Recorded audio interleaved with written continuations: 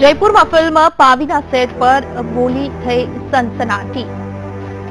સામાન્ય રીતે film set પર સ્ટન્ટ થતા હોય છે, જે રીલ પર લેવાતા હોય છે, પરંતુ અહીં તો હકીકતમાં જ બોલી ગઈ સનસનાટી। અને આ દરમિયાન ફિલ્મ ડાયરેક્ટર સંજય લીલા ભણસારી ઉપર પણ હુમલો કરી દેવાયો।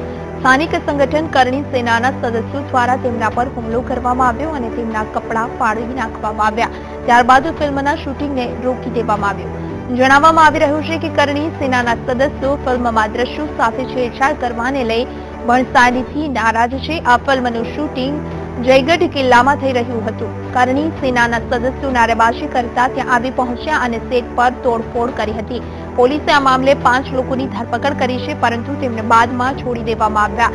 આ સાથે જ કહેવામાં આવ્યું છે કે ફિલ્મની ટીમ તરફથી કોઈ ફરિયાદ દાખલ નથી કરવામાં આવી। કરણી સેનાના સદસ્ય વિક્રમસિંહે જણાવ્યું છે કે ફિલ્મમાં રાની પાવતી વિશે ખોટી માહિતી આપવામાં આવી રહી છે। અમારું મુખ્ય પ્રદર્શન ફિલ્મના દ્રશ્યો સાથેની છેડછાડને લઈને છે। કરણી સેનાનો આરોપ છે કે ફિલ્મમાં ખિલજી પાવતીના પ્રેમના દ્રશ્યો પણ છે, જે ખોટું છે।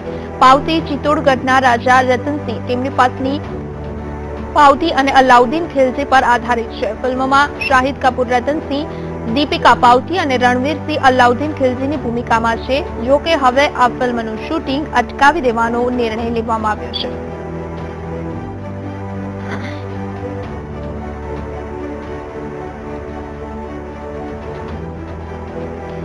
જયપુરમાં ફિલ્મ પાવીના સેટ પર ફિલ્મ મેકર સંજય લીલા ભણસારી પર હુમલો કરવામાં આવ્યો અને આ ઘટનાની ફિલ્મ હસ્તીઓ દ્વારા નિંદા કરવામાં આવી રહી છે। ये है कि हम फिल्म मेकर, क्रिएटिव आर्टिस्ट एक शीशे के घर में रहते हैं और हमेशा ये डर लगा रहता है हमें कि कोई आके पत्थर मार जाएगा हमें, कोई प्रोटेक्शन नहीं है हमारे लिए। और मैं नहीं जानता कौन है ये लोग, लेकिन जब एक बड़ा सा झुंड आता है ना, तो आप किसी को पकड़ भी नहीं सकते। कोई एक गुनहगार भी नहीं होता। आप 7-8 लोगों को पकड़ेंगे फिर छोड़ देंगे। ये जो भी हुआ है बहुत ही अफसोसनाक बात है।